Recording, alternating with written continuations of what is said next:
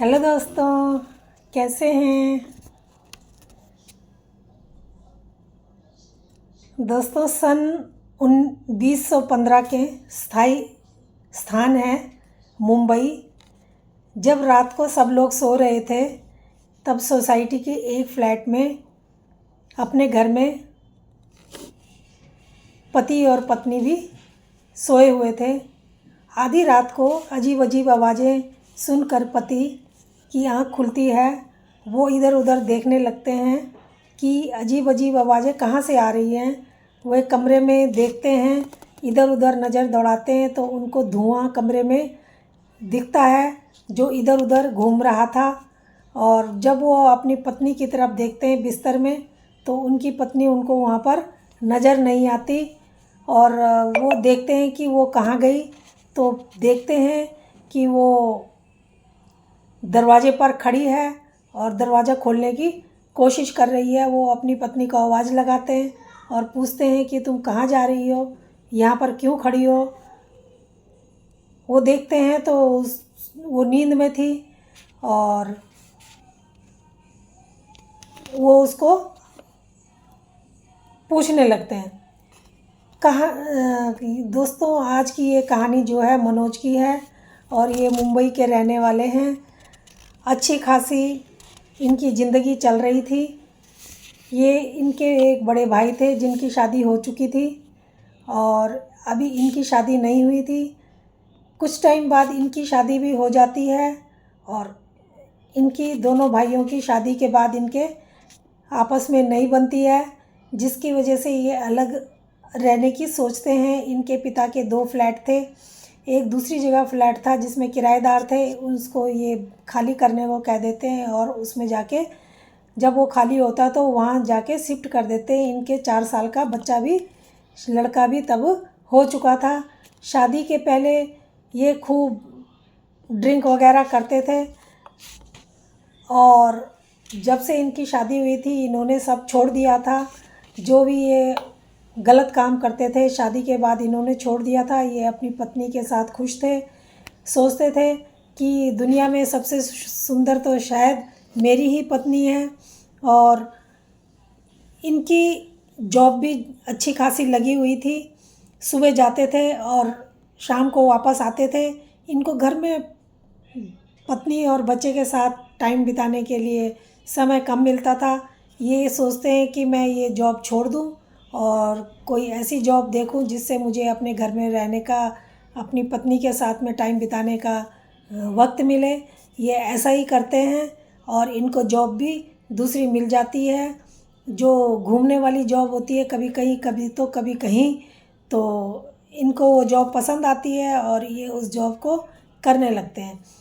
अब होता क्या है कि अब इनके पास टाइम ही टाइम होता है और अब इनका ध्यान सारा दिन भर मोबाइल में रहता है और इनकी सोशल मीडिया पर भी इधर उधर जान पहचान बहुत हो जाती है। कई औरतों से इनके दोस्ती भी हो जाती है फ़ोन के ज़रिए।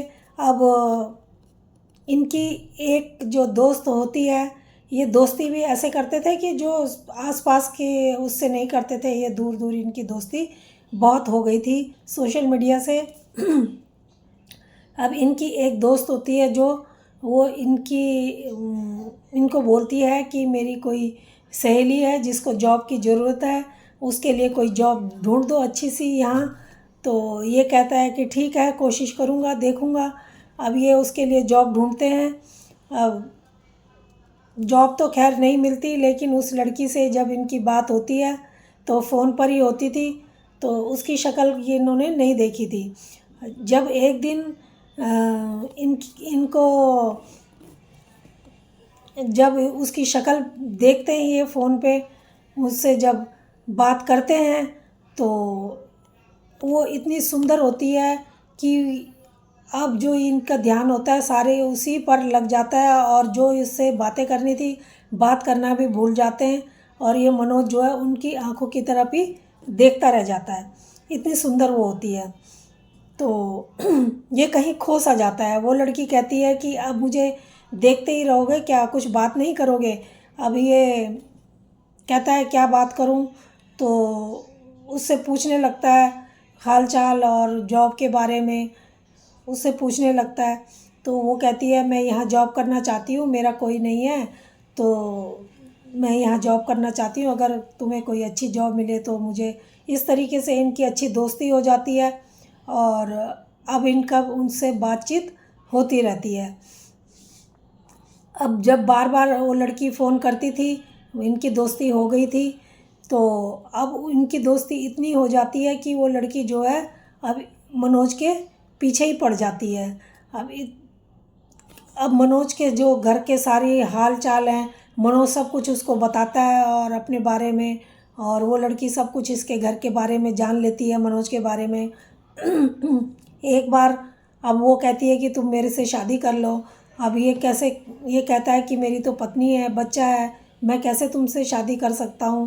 वो कहती है कोई बात नहीं, ये सब हो जाएगा, तुम ये सब मेरे पे छोड़ दो। तुम ऐसा करो कि अपनी पत्नी की फ़ोटो, फुल साइज़ फ़ोटो और उसका फ़ोन नंबर वगैरह मुझे दे दो लाके, और उसकी माँ का भी दे दो और अपना भी दे दो, फ़ोन नंबर और अपनी फ़ोटो भी दे दो।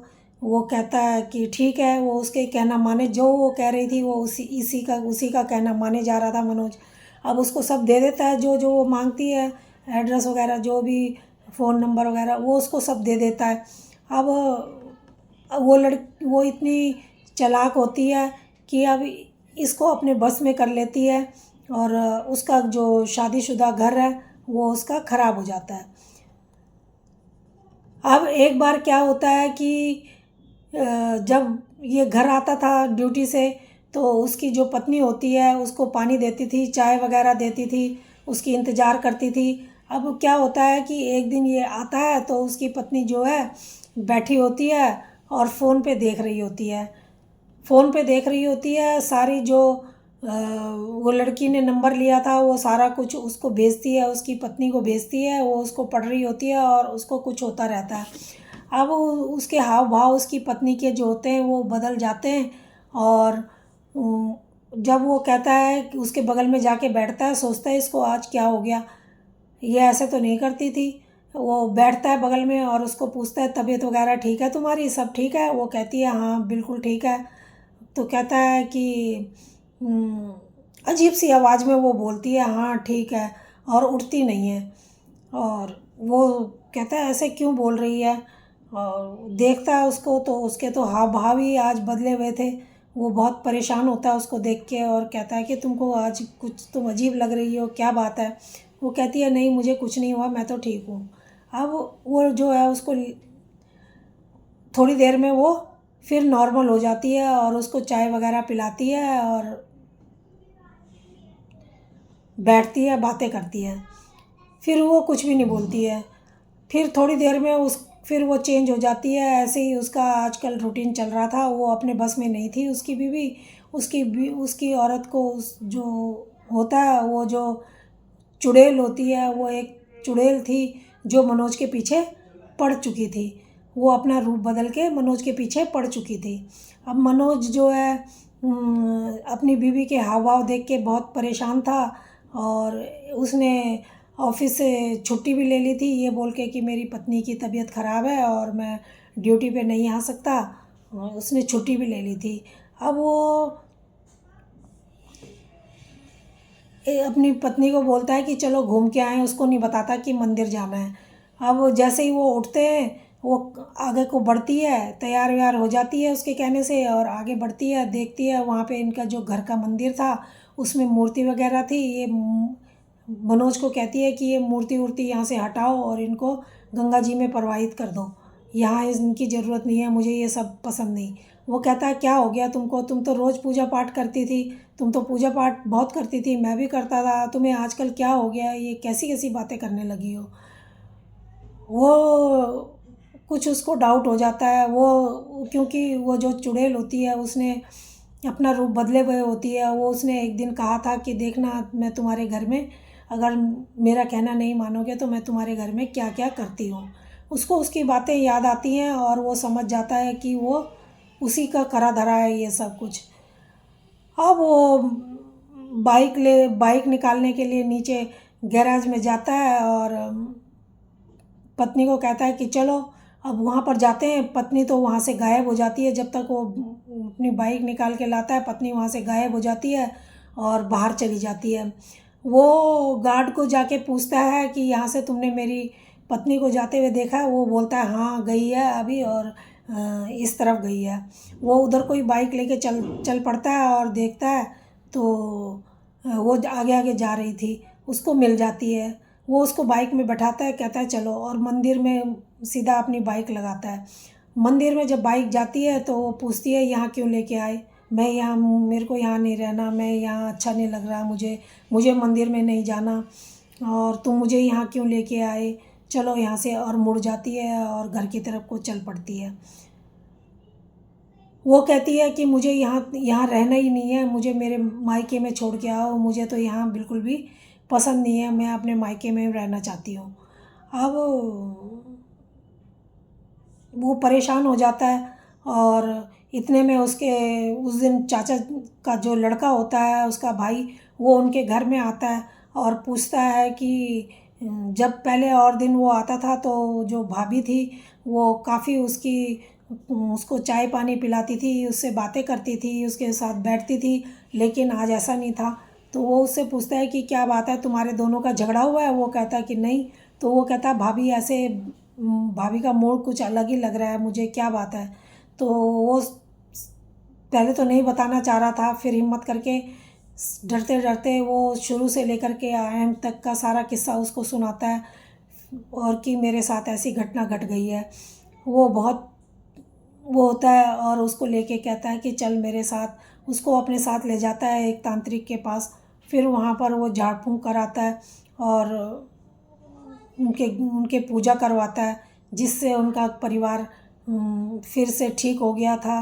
और उसने उनका पीछा, जो चुड़ैल थी उसका पीछा, मनोज का पीछा उसने छोड़ दिया था। अगर वो उस दिन चाचा का लड़का नहीं आया होता, वो उनके घर के हालात नहीं देखता, तो ना जाने मनोज के साथ क्या घटना, बुरी घटना घट जाती। तो दोस्तों ये कहानी कैसी लगी? अगर अच्छी लगी हो तो प्लीज़ लाइक और सब्सक्राइब ज़रूर करना। धन्यवाद।